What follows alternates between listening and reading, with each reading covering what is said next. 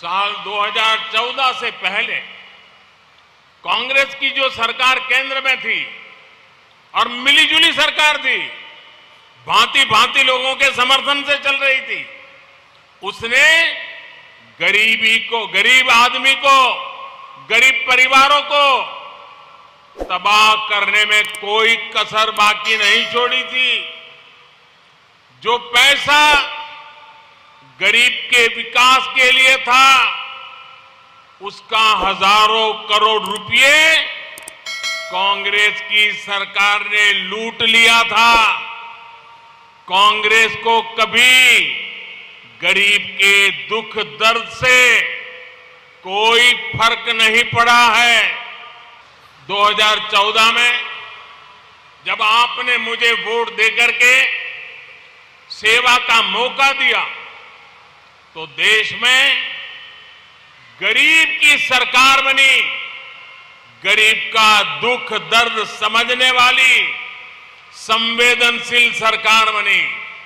इसके बाद भाजपा की केंद्र सरकार ने पूरी ईमानदारी से गरीब की सेवा करने का प्रयास किया, गरीब के जीवन से मुश्किल कम करने का लगातार प्रयास किया।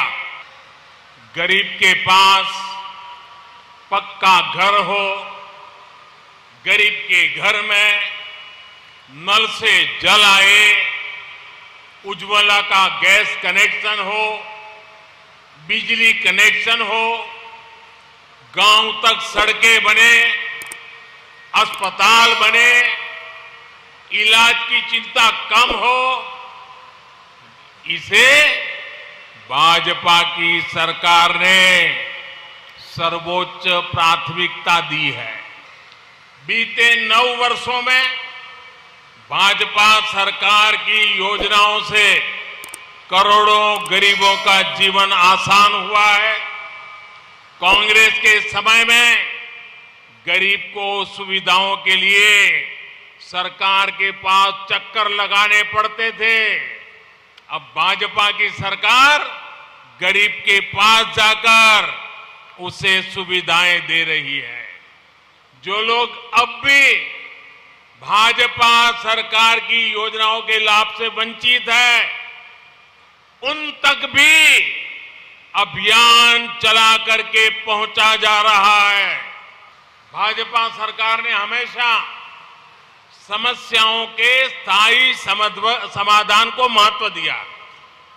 पिछले 9 वर्षों में देश में 3 करोड़ से अधिक गरीबों के घर बने हैं, जिसमें से लाखों घर ये हमारे कर्नाटका में भी बने हैं। जल जीवन मिशन के तहत कर्नाटका में लगभग 40 लाख नए परिवारों को नल से जल मिला है। भाजपा सरकार ಯಾವತ್ತಿದ್ದರೂ ಸಮಸ್ಯೆಗಳ ಶಾಶ್ವತ ಪರಿಹಾರಕ್ಕೆ ಮಹತ್ವವನ್ನು ನೀಡಿದೆ. ಕಳೆದ 9 ವರ್ಷಗಳಲ್ಲಿ ದೇಶದಲ್ಲಿ 9 ಕೋಟಿಗಿಂತಲೂ ಅಧಿಕ ಬಡವರಿಗೆ ಮನೆಗಳಾಗಿದ್ದಾವೆ. ಇದರಲ್ಲಿ ಲಕ್ಷಾಂತರ ಮನೆಗಳು ಈ ಕರ್ನಾಟಕದಲ್ಲಿಯೂ ಆಗಿದೆ. ಜಲ ಜೀವನ್ ಮಿಷನ್ನ ಮೂಲಕ ಕರ್ನಾಟಕದ 40 ಲಕ್ಷ ಹೊಸ ಕುಟುಂಬಗಳಿಗೆ नलिय नीरन्न मनेगे तलुपिसिद्देवे। हमारे देश में दशकों से सिंचाई के जो प्रोजेक्ट लटके थे, वो भी तेजी से पूरे कर रहे हैं। इस साल बजट में केंद्र सरकार ने अपर भद्रा प्रोजेक्ट को 5,300 करोड़ रुपए देने की घोषणा की है। इससे भी कर्नाटका के एक बड़े हिस्से में सिंचाई से जुड़ी समस्याओं का स्थायी समाधान होने वाला है। किसानों की छोटी छोटी समस्याओं को दूर करके भी भाजपा सरकार उनकी चिंता का स्थायी समाधान कर रही है। पीएम किसान सम्मान निधि के तहत कर्नाटका के किसानों के बैंक खातों में 12,000 करोड़ रुपए सीधे ट्रांसफर किए गए हैं। यहां मंड्या के भी 3.25 लाख किसानों के बैंक खातों में 600 करोड़ रुपए केंद्र की भाजपा सरकार ने भेजे हैं। ರೈತರ ಸಣ್ಣ ಸಣ್ಣ ಸಮಸ್ಯೆಗಳಿಗೂ ಕೂಡ ದೂರ ಮಾಡುವಂತಹ ಪ್ರಯತ್ನವನ್ನ ಭಾರತೀಯ ಜನತಾ ಪಾರ್ಟಿಯ ಸರ್ಕಾರ ಶಾಶ್ವತ ಪರಿಹಾರದ ಮೂಲಕ ಮಾಡುವಂತಹ ಪ್ರಯತ್ನ ಮಾಡ್ತಾ ಇದೆ. PM ಕಿಸಾನ್ ಸಮ್ಮಾನ್ ನಿಧಿಯ ಮೂಲಕ ಕರ್ನಾಟಕದ ರೈತರ ಬ್ಯಾಂಕ್ ಖಾತೆಗಳಿಗೆ 12,000 ಕೋಟಿಗಿಂತಲೂ ಅಧಿಕವಾದಂತಹ ಹಣ ನೇರವಾಗಿ ಅವರ ಖಾತೆಗೆ ಜಮೆಯಾಗಿದೆ. ಈ ಮಂಡ್ಯದಲ್ಲಿಯೂ ಕೂಡ 3.25 ಲಕ್ಷ ರೈತರ ಖಾತೆಗಳಿಗೆ 600 ಕೋಟಿ ರೂಪಾಯಿಗಿಂತಲೂ ಅಧಿಕ ಕೇಂದ್ರ ಸರ್ಕಾರ ನೀಡಿದೆ. वैसे मैं भाजपा की कर्नाटक की सरकार का एक और बात के लिए भी प्रशंसा करूंगा।